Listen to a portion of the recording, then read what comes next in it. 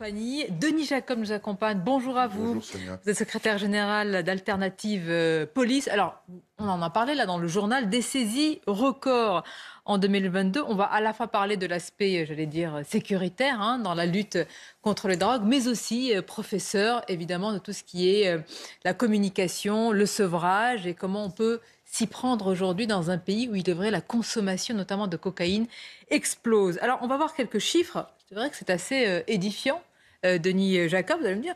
Pour l'année écoulée, 1 tonne 4 d'héroïne saisie, 128 tonnes de cannabis. Vous les voyez, ces chiffres s'afficher à l'écran. Il y a chaque mois, toujours selon les ministres, à la fois Gérald Darmanin et Éric Dupond-Moretti, 2000 opérations contre les points de deal, soit une opération toutes les 3 heures.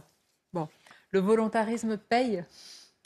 Il y a beaucoup de communication. Enfin, il y a des résultats aussi. Il est clair que pour lutter efficacement contre les trafics de drogue, il faut qu'il y ait quand même une volonté politique. Mais les policiers n'ont pas attendu la volonté politique pour lutter contre les trafics de drogue. Alors moi, je me félicite bien évidemment de ces chiffres parce qu'il y a un engagement du ministre de l'Intérieur, mais aussi du ministre de la Justice. Très souvent, on se plaint, nous, policiers, que quand on travaille, qu'on interpelle notamment des consommateurs, et bien que derrière, le dispositif de justice ne soit pas à la hauteur que nous, on souhaiterait en tant que policiers, c'est-à-dire retirer de la voie publique, notamment les petits trafiquants.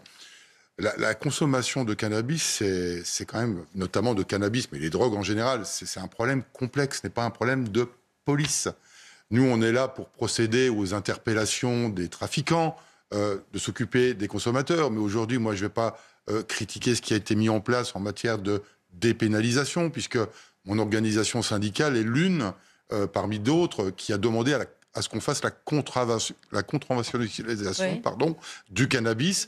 Parce que quand on interpellait un consommateur, on avait à peine commencé une procédure, la saisine d'interpellation, que de toute façon, le consommateur était dehors. Donc aujourd'hui, il y a un engagement.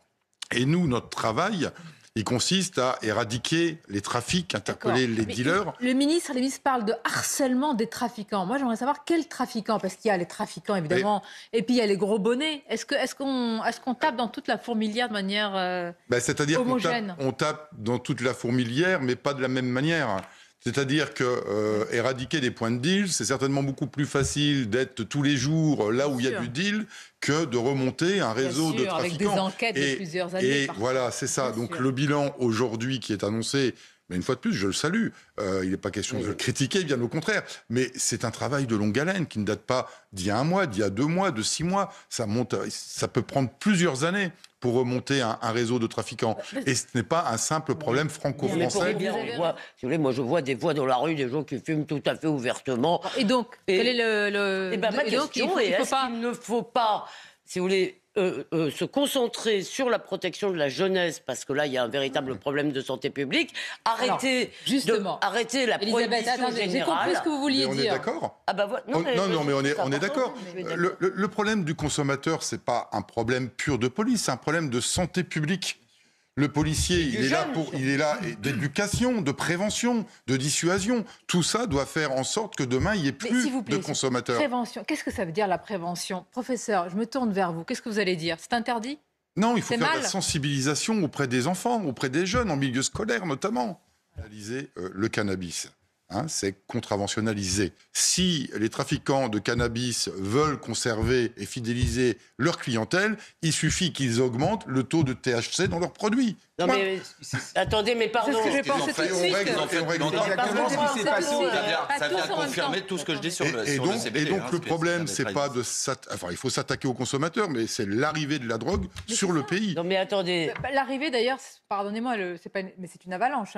Oui, mais dans les ports, regardez le port du Havre. On a eu des témoignages de douaniers il n'y a pas très très longtemps sur le sous-effectif dans lequel ils sont pour traiter l'arrivée des cargos. Et puis il y a aussi quelque chose. Et donc il y a une annonce de renforcement d'ailleurs. Parfois une complicité aussi. Enfin, je veux dire, bien sûr, avec une. Là, il faut taper.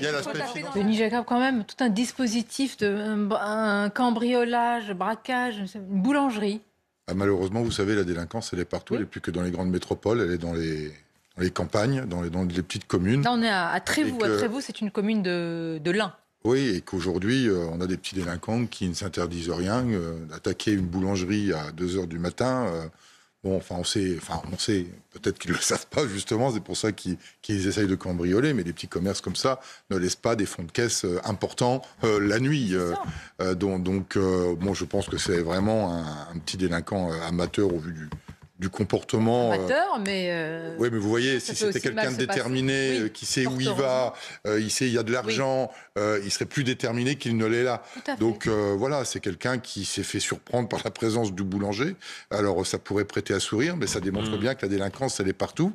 Partout, et que il y a les aussi petites villes, les villes moyennes, enfin nos communes, et que le travail de police, il est partout aussi, puisque vous voyez, le véhicule a déjà été identifié.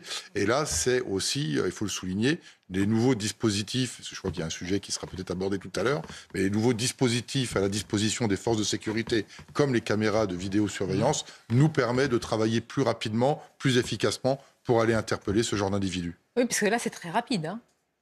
Ça a été fait dans les heures qui ont suivi. Est-ce qu'il y avait un verrou moral avant, en réalité? J'ai l'impression qu'un petit peu plus quand même, Sonia. Très bonne question. Parce que les vols, il y avait une différence par rapport à aujourd'hui, c'est qu'il y avait la peur du gendarme, qu'il n'y a plus. Voilà. Denis Jacob. Aujourd'hui, il n'y a plus la peur du gendarme tel que... Alors moi, je l'ai connu quand j'étais gamin. Quand on voyait les gendarmes, je peux vous dire qu'on filait droit. Aujourd'hui, il n'y a plus de respect de l'autorité de l'État, quel que soit le représentant de l'État. Je pense notamment à l'éducation nationale, mais tous les corps de l'État aujourd'hui ne sont plus respectés dans leur mission. On a eu un drame très malheureux et dramatique à Saint-Jean-de-Luz il y a quelques jours. Bon, voilà, il faut réinstaurer cette autorité de l'État et le respect de leurs représentants. La France à l'arrêt, c'est une facture salée pour les Français. On voit bien la ficelle, elle est très grosse. Denis Jacquat, vous faites partie des manifestants. Oui. C'est de retourner l'opinion contre les syndicats méchants qui vont bloquer le pays pendant un jour, peut-être plus. C'est ça, oui. Moi, je suis un peu stupéfait d'entendre... mais après tout, ils sont dans leur rôle. Hein, c'est le gouvernement. Nous, on est dans notre rôle. Je rappelle que je représente Alternative Police, que nous sommes affiliés à la CFDT, et qu'il faudrait peut-être s'interroger pourquoi la CFDT est si déterminée, comme le dit très régulièrement mon secrétaire général Laurent Berger, sur le fait qu'il faut retirer ce projet. La CFDT n'est pas habituée à des positionnements aussi fermes. On fait du syndicalisme réformisme. Donc il faut s'interroger quand même quand un syndicalisme comme le nôtre s'oppose à un tel projet. Moi je dis, je serai dans la rue le 7 mars et on bloque le pays. Pourquoi ? Mais pour défendre la retraite des millions de Français, et que quelques jours de sacrifice vaut bien par rapport à une réforme où on va alourdir le temps de travail de nos concitoyens. Et nous, policiers, on se mobilise en tous les cas pour Alternative Police, parce que on a tendance à dire que les policiers sont des nantis, ils ont un régime particulier, mais pas du tout. Il y a un régime non pas spécial, Sonia. Singulier. Pas du tout. Je vais vous l'expliquer très rapidement. C'est pas le même que vous et moi, c'est pas le même. Non, c'est pas le même, mais faire croire qu'un policier travaillerait moins parce qu'on lui ferait cadeau d'années par rapport aux salariés, c'est faux. C'est faux. Pourquoi ? On nous dit, alors les policiers ne seront pas concernés par la réforme des retraites parce qu'on va leur maintenir l'ouverture de leur âge de départ. Oui, mais à quel taux ? Pas à taux plein. Mais vous partirez à quel âge ? Mais on va pas. Moi, je peux partir à 57 ans et demi. Mais pourquoi ? Parce que je surcotise à la pension civile pendant toute ma carrière pour bénéficier de bonifications qui vont me permettre. Je les finance. On ne me les offre pas, on ne me les donne pas. Et nous, on parlait du Sénat, on a déposé un amendement la semaine dernière auprès des sénateurs pour que l'on déplafonne. Parce qu'on a le droit de financer jusqu'à 5 années. Oui, et donc, au bout de 27 ans, on a cotisé nos 5 ans. Mais après 27 ans... Mais bloquer le pays. Mais attendez, au bout de 27 ans, on a acquis nos bonifications, et quand on les a acquis, au bout de 27 ans, continuez à payer quand même. Tout ce que vous dites est légitime, mais bloquer. C'est vrai qu'on l'entend pas souvent dans la bouche de Laurent Berger. Vous avez rappelé. Mais parce que le gouvernement n'entend pas les arguments, et je suis désolé de le dire, mais pendant des années, on n'a pas voulu écouter les corps intermédiaires. Il y a des propositions qui sont faites par ma confédération et qui ne sont pas prises en compte. Vous vous rendez compte ? Un mot sur, j'aime pas dire, c'est un anglicisme, les cold cases. Comment on dit ? Les dossiers qui sont... Les dossiers enterrés. C'est très important parce que c'est le pôle judiciaire national de Nanterre qui s'en occupe. Ils ont beaucoup de dossiers. Il y a des familles qui sont en souffrance, il y a des affaires qu'on connaît qui sont très médiatiques et depuis des années ne sont pas traitées. Et nous sommes d'accord, Denis Jacob, c'est très important. Complètement d'accord, et je souligne les moyens et l'engagement aussi.